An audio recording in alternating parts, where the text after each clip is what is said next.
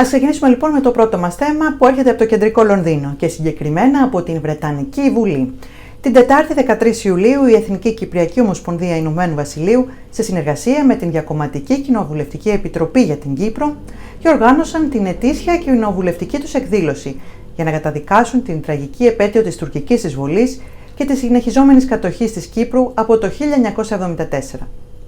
Η εκδήλωση έφερε τον τίτλο «Η εξωτερική πολιτική της Κύπρου σε έναν κόσμο που αλλάζει». Πρόκειται για την πρώτη εκδήλωση που διοργανώθηκε με προσωπική παρουσία μετά την πανδημία του 2019. Το παρόν έδωσαν πολλοί Βρετανοί βουλευτές που συμμετέχουν στην διακομματική επιτροπή, ο υπουργός εξωτερικών της Κυπριακής Δημοκρατίας, κ. Ιωάννης Κασουλίδης, ο οποίος μάλιστα ήταν και ο κύριος ομιλητής της εκδήλωσης. Ένας από τους ομιλητές ήταν και ο νέος υπουργός για την Ευρώπη, κ. Stuart. Την εκδήλωση άνοιξε ο πρόεδρος της Εθνικής Κυπριακής Ομοσπονδίας, κ. Χρήστος Καραολής, ο οποίος καλωσόρισε όλους τους υπουργούς και βουλευτές που έδωσαν το παρόν, καθώς και τους προέδρους και στελέχη από τα οργανωμένα σύνολα της Ομογένειας, όπως φυσικά και πλήθος ομογενών που κατέκλυσαν την αίθουσα στο Κοινοβούλιο για να δηλώσουν την υποστήριξή τους. Αμέσως μετά ακολούθησαν ομιλίες από τους επίσημους προσκεκλημένους. Στο βίντεο που ακολουθεί θα παρακολουθήσετε το καλωσόρισμα του κύριου Καραολή, αποσπάσματα από τις ομιλίες των υπουργών και ορισμένων εκ των βουλευτών. Ας δούμε το βίντεο. Good evening, everybody. I think we will kick off because we are expecting some votes this evening. So we're going to see some MPs coming in and out over the course of the evening. So let's kick off. Minister of Foreign Affairs, Republic of Cyprus, Mr. Iωάννης Κασουλίδης. We will eventually have the Minister for Europe and shadow ministers we have. Honourable and right members of Parliament, High Commissioner of the Republic of Cyprus, ambassadors, councillors. We have a number of Cypriot councillors here this evening. Dear friends and colleagues. On behalf of the National Federation of Cypriots, I would like to welcome you all to this evening's event and to thank you for joining us despite everything else that's going on in Parliament and the wider country at the moment. After 2 years of hosting this event virtually, I'm delighted that we can once again bring together our UK Cypriot community and its elected representatives in one room to reaffirm our joint commitment to a reunited Cyprus and to the end of the Turkish occupation. Russia's illegal invasion of Ukraine earlier this year has brought back painful memories for our diaspora, especially in the run-up to July 20th, which marks 48 years since Turkey's illegal invasion and continued occupation of the northern third of the Republic of Cyprus. Now, these 48 years have been long, dark, and painful years for our UK diaspora, many of whom are refugees and are desperate to return to their family homes. And despite the sadness of this anniversary, our hope for a reunited Ireland never dwindles, and we believe that a Cyprus where Cypriots can live and prosper together is both attainable and viable. Unfortunately, Cyprus continues to have to deal with an increasingly intransigent Turkey. This year alone, we've seen President Erdogan of Turkey and the Turkish Cypriot leader repeatedly and openly calling for Cyprus to be permanently partitioned, creating new fait accompli to enable their goal of partition, such as the recent illegal opening of part of the fenced-off city of Varosha, exploiting the refugee crisis by facilitating illegal crossings across the Green Line, refusing to even discuss confidence-building measures that would pave the way to achieving the goal of reunification of the island, and tightening Turkey's grip on the occupied north with a new economic and financial protocol that suppresses fundamental freedoms and that has led to mass demonstrations in the occupied areas. Now, in the face of this, as a UK Cypriot diaspora, we are clear that the only way to end the Turkish occupation is through reuniting Cyprus as a bizonal, bicommunal federal republic with political equality, with a single sovereignty, single international personality, and single citizenship, as defined by the relevant UN Security Council resolutions. Indeed, our diaspora has been making its voice heard loud and clear in recent weeks, with thousands of people emailing their local MPs. Over 60% of MPs, that's 396 MPs, from constituencies spanning from Caithness in the north of Scotland to St Ives in Cornwall, have received letters from their constituents asking them to condemn the ongoing occupation, to oppose Turkey's partition plans, and to stand up for a united Cyprus. As a guarantor power and an ally of Turkey, Britain has a critical role to play in persuading Turkey to engage constructively on the Cyprus issue and to ensure that Turkey and the Turkish Cypriot leadership table proposals that are within the UN agreed parameters. The UK doesn't just have a historic treaty obligation to Cyprus as a guarantor power, as a P5 Security Council member, and as the penholder on UN Security Council resolutions. It also enjoys a multi-dimensional relationship with Cyprus. To give just one example, on a recent visit to the island, the Deputy Commander of UK Strategic Command said Cyprus was, quote, absolutely essential to global security and the UK's global posture, whether that was getting people out of Afghanistan last year or responding to Russia's illegal and brutal invasion of Ukraine. The invasion of Ukraine has once again brought into sharper focus the idea that might is right must not be allowed to prevail. And just as the UK led the international response against Russia and rejected its expansionist proclamations, the UK must hold Turkey to the same standards. In closing, I'd like to take this opportunity to thank all the parliamentary supporters of Cyprus, the chairman and officers of the Cyprus APPG, as well as our friends in both houses of parliament.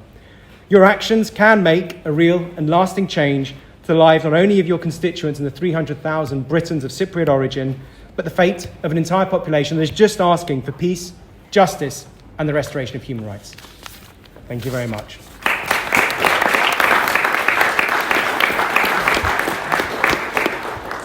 Firstly, I would like to express the apologies of Sir Roger Gale, the chair of the APPG. He has had a minor routine operation. He is recovering absolutely fine, but cannot be here with us this evening. But we have a number of APPG officers who I'm sure will do a valiant job of representing.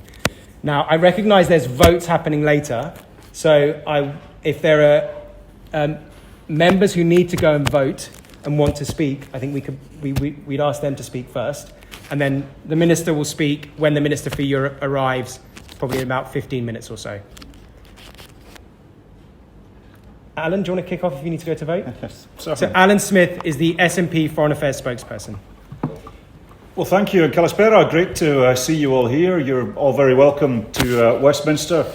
Forgive me, the MPs, we do have a debate ongoing and we will need to go and vote at some point, but I think it's also quite interesting for people from outside the complex to see just how strange it is when you're actually in the heart of it, that we need to run from one thing to another.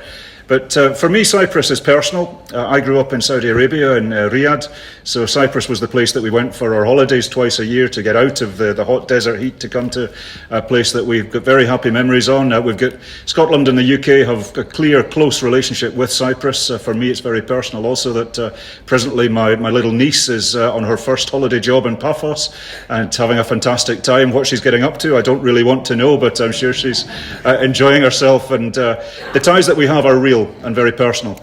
And the SNP, we are an avowedly pro-European party. We want to see Scotland as an independent state back into the European Union. Now that's our domestic discourse, but I'm really proud to see Cyprus at the heart of the European Union's efforts in Ukraine, because the Russian invasion of Ukraine has changed so many foreign policy and defence aspects across our common continent. And I represent for the far northwest of the European continent. You guys are the far southeast of the European setup, and it's so important that we do remember that international solidarity, the issues that we're all dealing with cross borders, and we need to work together regardless of our views on domestic politics. We support the rule of law, we support a united Cyprus, we support the efforts that we've heard already in terms of reuniting the island. So I'm very glad to be here tonight to express my solidarity with you, my support for you. We have a great relationship with your government and your High Commission here, and you've got a good team working for you. So very glad to be here to express the support of the SNP for your efforts, and I wish you an enjoyable evening. Thanks so much.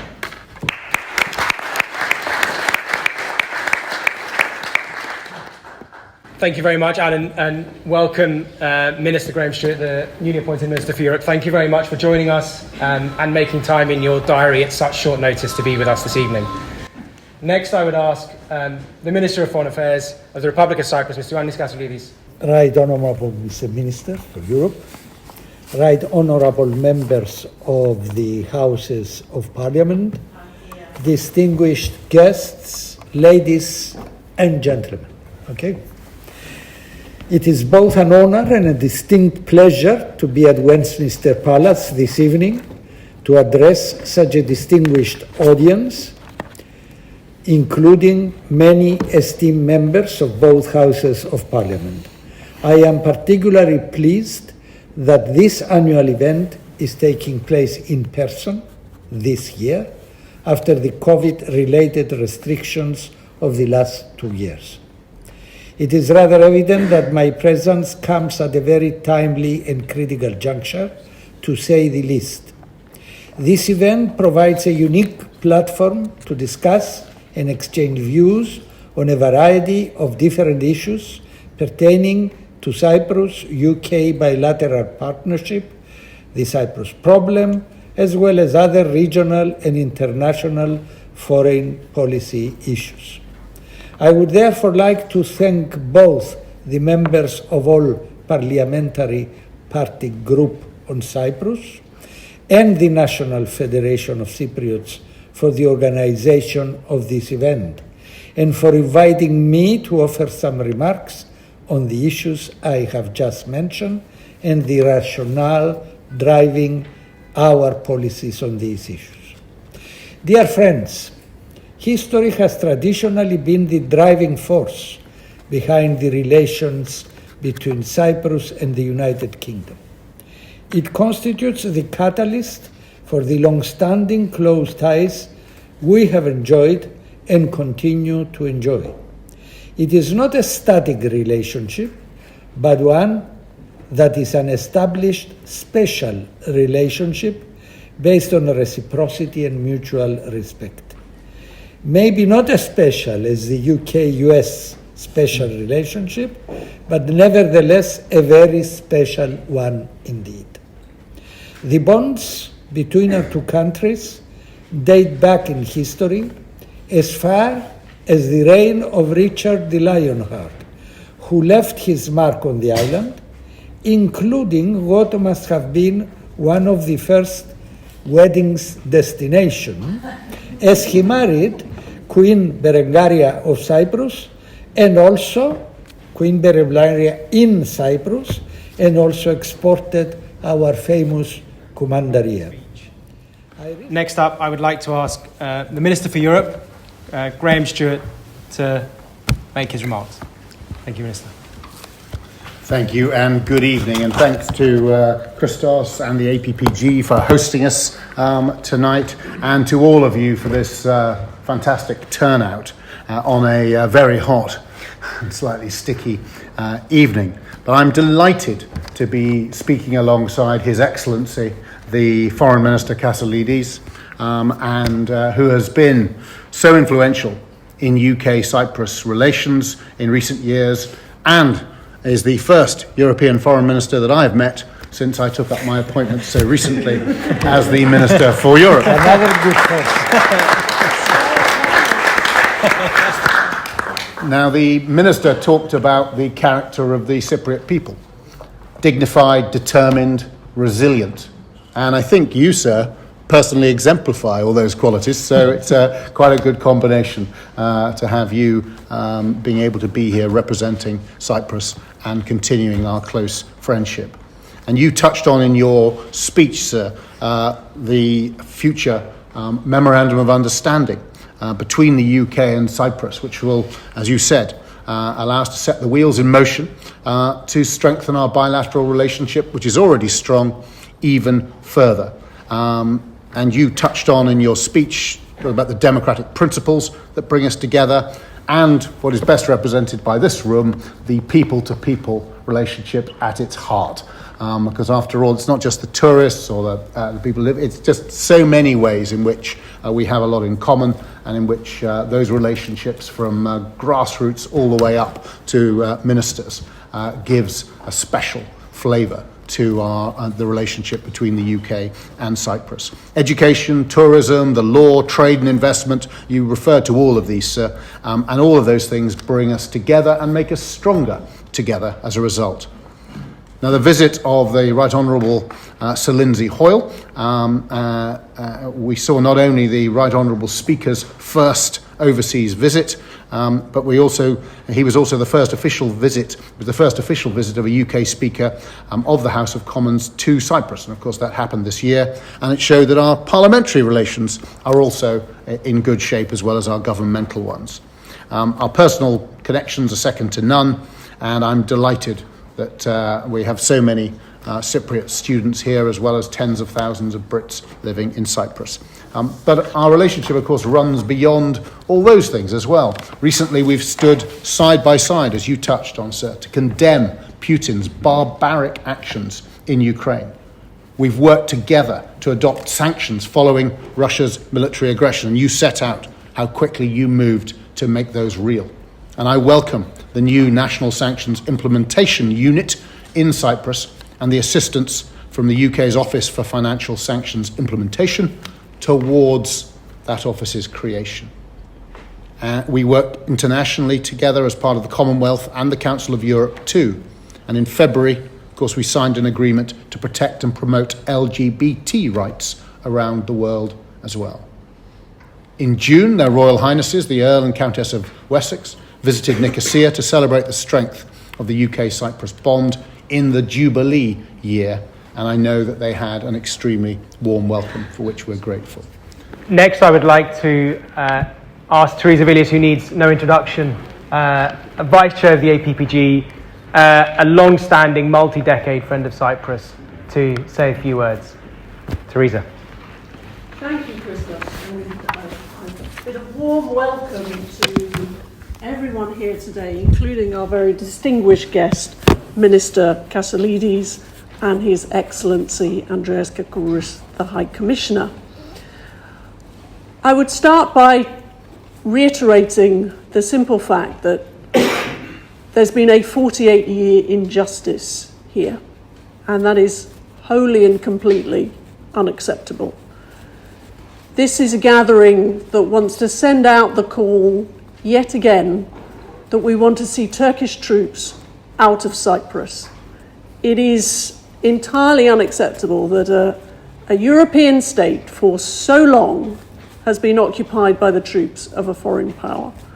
And I'm sure all of you share my impatience, my frustration, my anger about that continuing situation. And that is why I will always be a friend of Cyprus. I fight for your cause every day, and I will continue to do so. And I'm sure it reawakened painful memories when you all saw on the TV screens those terrible pictures of an aggressive invasion of Ukraine by Russia. It would have brought back horrible memories of the invasion of Turkey all those years ago. And I want to reiterate my sympathy and support for everyone here who was directly affected by that invasion or who have family who were so. And I want to congratulate Minister Kasulides on an excellent speech. It is an honour to have him here with us in Westminster today. I was delighted that he talked about our historic ties between Cyprus and the United Kingdom. It seems to me that our ties and our relationships are better than ever. And it is indeed, yes, the case that they date back at least to Richard the Lionheart, whose statue is outside. And I think it's always good to reflect as we sit here in this 900-year-old hall, which is a symbol of British culture, that actually in Cyprus you've been part of a culture that dates back at least 2,000 years before we got going in these islands. And in Cyprus they were producing great works of art and literature at a time when we were still painting ourselves blue and living in huts. So we have much to learn from our Cypriot friends, both in the past and today. But I just absolutely warmly welcome what the Minister has told us about the renewed efforts to strengthen cooperation between the UK and Cyprus and build on that shared inheritance of respect for the rule of law and respect for democracy. And of course, we are both facing the same serious problems ahead with rising prices and in particular energy costs. It is, as the Minister said, a critical juncture for us economically, but of course in terms of Cyprus's political future again. And I feel saddened to hear of the efforts made by the government of the Republic of Cyprus on restarting negotiations, offering confidence-building measures, only to have them rejected by the Turkish side of the argument, only to see the response to be the provocative actions in relation to the beachfront in Famagusta and continuing interference with Cyprus's EEZ. So there is still much work to be done, I know, and I can understand your sense of frustration that we are here yet again, but all I can say is that I will continue to support your cause, and you have many friends in the UK Parliament who are determined to fight for your cause and one day see the free and united Cyprus once again. Thank you for coming to Westminster.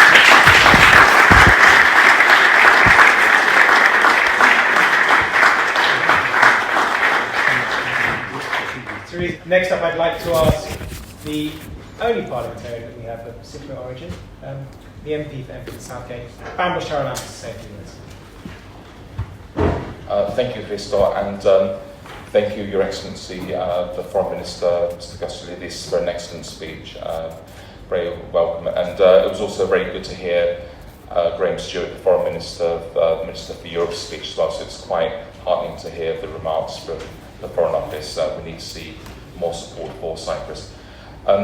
It's a pleasure to be meeting in person. It's been 3 years since we had our last meeting in person, so welcome everybody. It's great to see so many familiar faces again, but it is sad that we're meeting next week. Will be the 40th anniversary of the invasion of Turkey, by Turkey of Cyprus, and it's sad that we are here again and that instead of progress we're seeing things go backwards, with Turkey demanding partition of the island.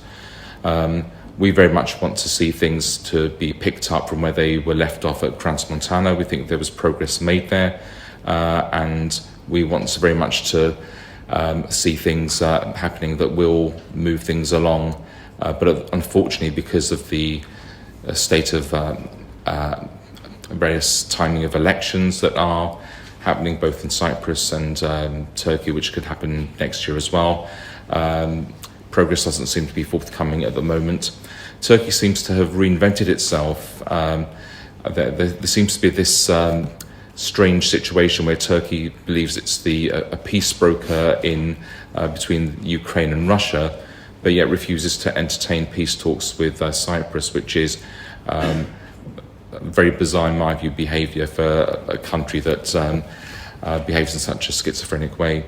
And also, we need to make sure that the international community recognises that whilst Russia can be criticised for breaking international law, Turkey also needs to be criticised for breaking international law too, and needs to be held to account.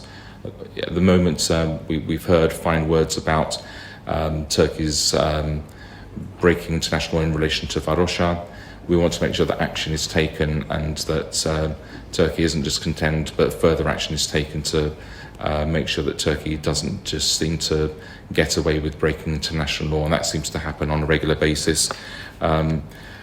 We also need to make sure that the international community doesn't just forget Cyprus because Ukraine has happened, which seems to be whenever a conflict happens, and it's been a long time, it seems to go down the agenda. We need to make sure that Cyprus is high on the agenda, and I congratulate Christo and the Federation for launching such a great campaign, making sure that MPs are contacted, are made aware of the issue, and it's a really good thing. It's great to also be able to go on delegations. Both Geraint and Mark and Caroline, we went on a delegation to Cyprus in November. We met parliamentarians, we met the Speaker, we met the then Foreign Minister, Mr. Kasulides, and we also walked along the Green Line and we spoke to people who'd suffered and as a result of the invasion from 1974. So these things are very important because I think parliamentarians need to be made aware of what's happened such a long time ago. So it is in people's minds, and we don't forget. So whilst I am the only MP of Cypriot heritage in Parliament, and I do my best to speak to as many of my colleagues as possible to remind them of what happened in Cyprus. I remember going on demonstrations when I was still at school, and it saddens me that so many years later we're still here and the island is still divided. We want to make sure we see a free and united independent Cyprus, and that happens as soon as possible, that it's free of troops, and I'll do whatever I can to make that happen. I'm now lucky enough to be in the shadow Foreign Office team. I don't have responsibility for Cyprus or Turkey, but certainly it's a subject that we do discuss in the shadow Foreign Affairs team, and it is something that, well, you've heard Fabian's remarks, it is very much high on our agenda, and we want to make sure that progress follows. Many of you are constituents, so I've seen many of you around and about in Enfield Southgate. So please be assured that I will always speak up for you and I always represent you, and I'll do whatever I can to make sure that we bring about a free, united, independent Cyprus that's free of troops. Thank you very much.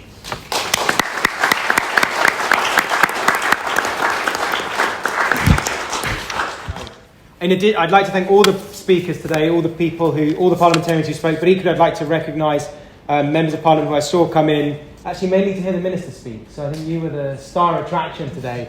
I saw Gagan Mahindra, I saw Chris Clarkson, Mike Freer, Catherine West, Munira Wilson, Dan Carden, Anoop Kassir and Baroness Doreen Massey. And Mark Jenkinson, who is the Treasurer of the APPG, has sat here kind of tirelessly throughout. So Mark, thank you very much for joining us and staying for the whole occasion.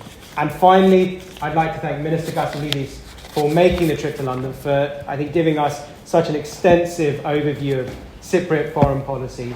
So thank you very much for making the time. I know you've kind of flown on to London from a different visit, so thank you for getting us into your schedule and coming and speaking with us tonight. Thank you very much. And thank you all for coming.